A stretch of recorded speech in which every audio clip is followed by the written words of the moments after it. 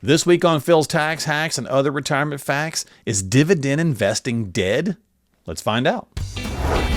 Welcome into Phil's Tax Hacks and Other Retirement Facts with CPA and personal financial specialist, Phil Putney. Now let's get rolling with today's show.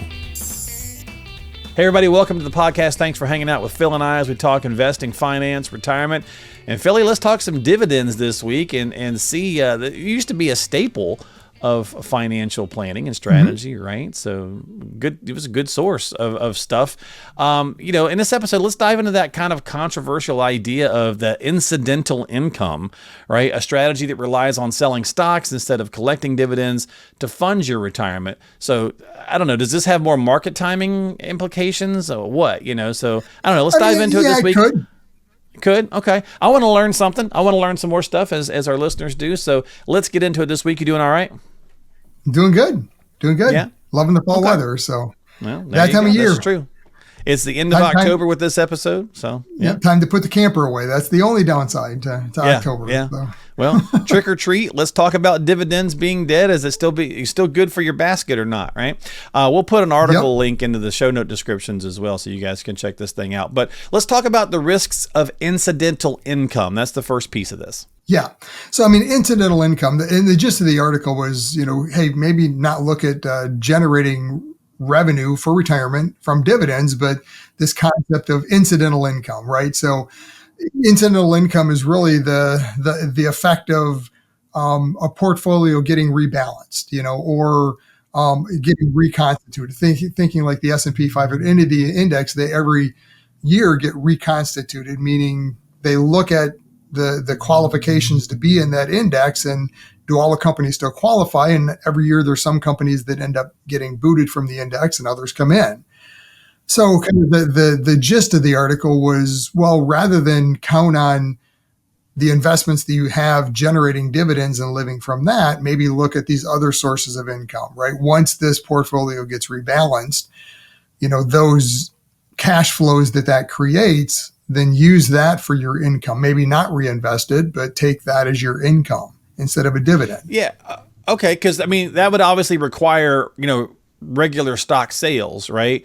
And so given that unpredictable nature, that's kind of made me kind of think, well, it almost feels like we're trying to then time the market a bit, It is. And that's really so the advantage and the reason people like dividend investing is that dividends get paid typically on a schedule, right? It's not many of them monthly, but most of them are going to be quarterly, some with an annual, depending on if it's an individual security or if you're in a mutual fund, or an ETF where they're paying dividends. And those are paid more regularly. And maybe there's this especially with mutual funds, you get kind of this makeup, so to speak, dividend at the end of the year, because mutual funds don't want to pay taxes. So they're trying to flush out all the income that they've generated at the end of the year through a dividend, quote unquote. So this is much different in that you're not having this regular income come in through some form of dividend, but now you're waiting for some change in the portfolio through, reconstitution, through a rebalance or whatever the case is, to then take some cash. This would come back to, what is your rebalancing? If you're rebalancing your portfolio quarterly, well, then maybe on that quarterly basis, when you're taking and selling the higher values, those that have come out of their allocation based on growth, and selling those and going into those that are in the lower category, so they haven't performed as well, that's that rebalance that happens. Maybe you sell the higher ones, take that cash, and that's the income for the next quarter. Yeah. And still rebalance, but it's a matter of kind of taking that, what they call incidental income, along the way. So now then you got to think about the tax implications of selling stocks to generate income or rebalancing or moving stuff around. Correct. That could trigger capital gains taxes, especially if it's been a successful stock. It could. And so the reality though is that the tax side of this is, if you are rebalancing, it's going to happen anyways. And the rebalance side of it, really the tax implications only apply if it's a non-retirement account. So if this is happening inside an IRA, it really doesn't matter, because you're not getting taxed as things are rebalanced. As you buy or sell something inside an IRA, that doesn't generate taxable revenue. But if you were straight selling the stock, it would. If you take it out. Well, no, even if you sell the stock and go into cash, if it all happens inside an the umbrella of an IRA, it doesn't Gotcha. matter. It's not until that money comes out to you. So for an IRA, this really doesn't matter from a tax standpoint. There could be tax ramifications if this is in a traditional brokerage type of an account. But I mean, the thing you have to look at anyways is that ultimately if you're going to rebalance, you're doing this anyways, you're going to have that tax ramification. And that's always one of the discussions when you're looking at a non-retirement type of an account, a brokerage account. There's the tax side of rebalancing. Well, does that offset the advantage of the rebalance? And most of the time it does, right? I mean, you don't want to let things get too out of balance just because you didn't want to pay the tax, because now you're getting overweighted in a certain sector, maybe in your portfolio, just because that's growing more right now. So that you always have to look at both sides of it. So okay, well, the article suggests, when you're talking about yield, okay, so the article suggests that even with minimal portfolio turnover, that a retiree could generate 4 to 5% through incidental income. So how does that compare, I guess, long term to what conservative retirees might expect from a traditional, dividend focused portfolio? Which, I mean, most retirees are probably in that. I would say 4 to 5 is pretty high. Maybe 3 to 4% is what they're taking from a portfolio, or should be. I mean, obviously that isn't going to be on a regular, every year it's the same number, especially if you've done a plan. If you've delayed Social Security early years, you're going to take a lot more than you are in later years. And that to me is where dividends, or even this whole concept of incidental type income, really falls in its head, because that doesn't give you the ability of that flexibility of, I need more income, in the next 5 years because I'm delaying Social Security, and then I don't need as much later on. So it's more of I've done all my planning that I'm going to do. I know at this point, going forward, I've got my Social Security, my pension, whatever it is, I need X amount per month, supplementing that from my investments. So how am I going to generate that? So that's where this kind of a concept might come into play from that point going forward. But yeah, I mean, if it could generate 4 to 5%, it would, it should be sufficient for most retirees. If you're spending more than that, you better really look hard at your plan, because it might not be long-term sustainable. So if you were thinking about making this kind of change, obviously it sounds like management is going to be key here. So management complexity would then become a bigger animal, right? I think some of the appeal to dividend stuff, right, is like you said, it's kind of on a schedule. It's kind of, there's not a lot of, so switch. And again, it could be the way of the, I guess dividends could be going the way of the dodo, just like, pensions and other things, right? At some point there may not be a choice in this, because we've seen, I mean, look at GE or other companies where we've seen where that stuff's just gone to nothing and gone away. So I guess you'd have to kind of think about that from more of an active management standpoint. Yeah, I mean, it's definitely going to be more active in that standpoint. This article or concept of incidental income is really not going to be, it's going to be hard to do if you're investing in throw the S&P out there, an S&P 500 ETF, because that rebalance and all that happens behind the scenes. You don't see it. There is not that incidental that comes to you. So you're having to sell at that point to do that. I mean, if you're physically holding the individual securities and you've got a portfolio that you're rebalancing, then that's when that incidental income can happen. The incidental income that happens that way, if it's in a mutual fund, well, that can be detrimental, because it's generating tax revenue to you. But to your point, I mean, kind of wrapping this dividend income and retirement discussion up.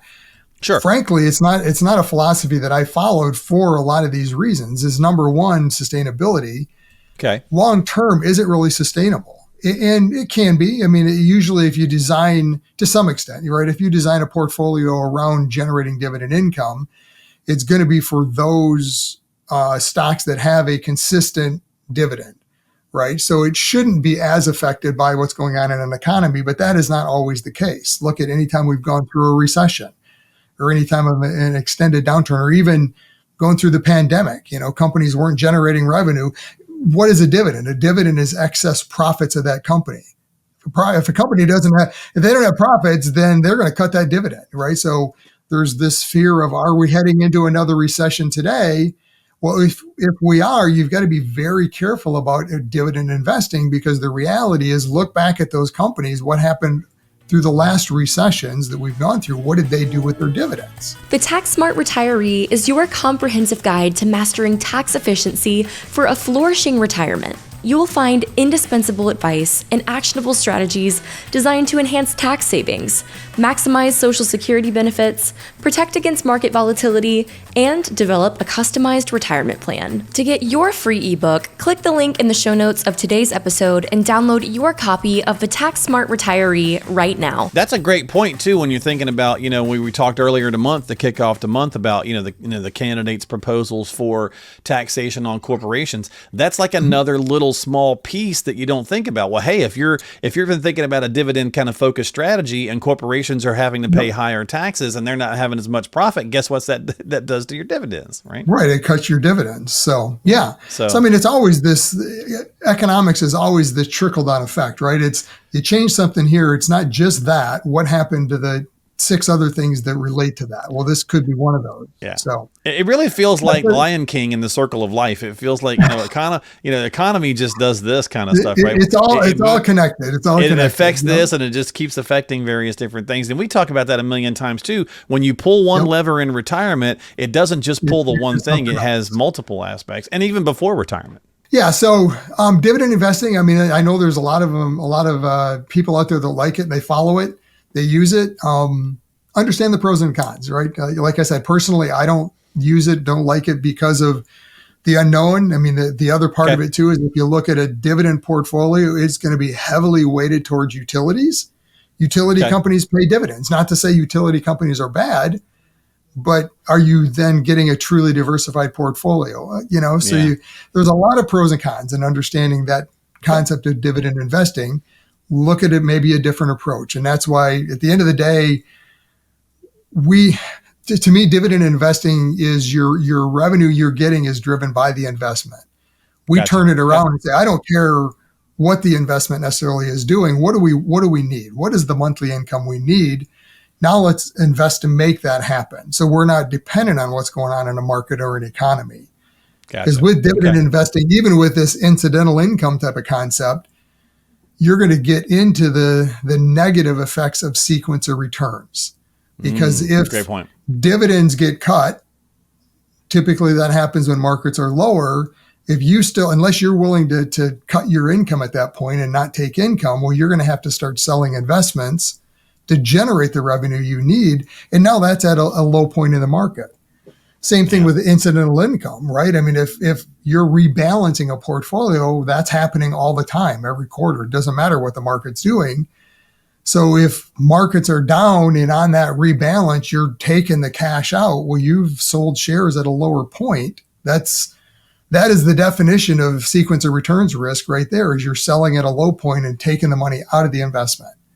Yeah. Right. So that's something you've got to be very careful and conscious of in dividend investing or this incidental income type of concept, is how does that volatility and sequence of returns affect you? So yeah, again, I mean, it's a great way to wrap it up, right? I mean, so is it dead? I mean, maybe not. There's certainly strategies out there, but it's certainly changing, like a lot of things in the economy. So as always, if you got some questions, need some help about how to strategize or how to plan for your retirement journey, or whatever the case might be with your finances and your situation, make sure you're talking with a qualified professional like Phil, who's been doing this for a long time. He's a CPA and a personal financial specialist. Check all the show notes and links information below for the article, as well as how to get in touch with Phil. And if you got some questions, again, get on the calendar and have a conversation. They're complimentary, so why not do so? So thanks for hanging out, Phil. Thanks for breaking it down. As always, appreciate your time. Don't forget to subscribe to us on Apple, Spotify, and YouTube. Hit that thumbs up and ring that notification bell. Hit that subscribe button so you can catch new episodes. And we'll see you next time here on Phil's Tax Hacks and Other Retirement Facts. Phil? Investment advisory services offered through AFS Wealth Management. The content of this program is provided for informational purposes only and is not a solicitation or recommendation of any investment strategy. Investments and/or investment strategies involve risk, including the possible loss of principal. There is no assurance that any investment strategy will achieve its objectives.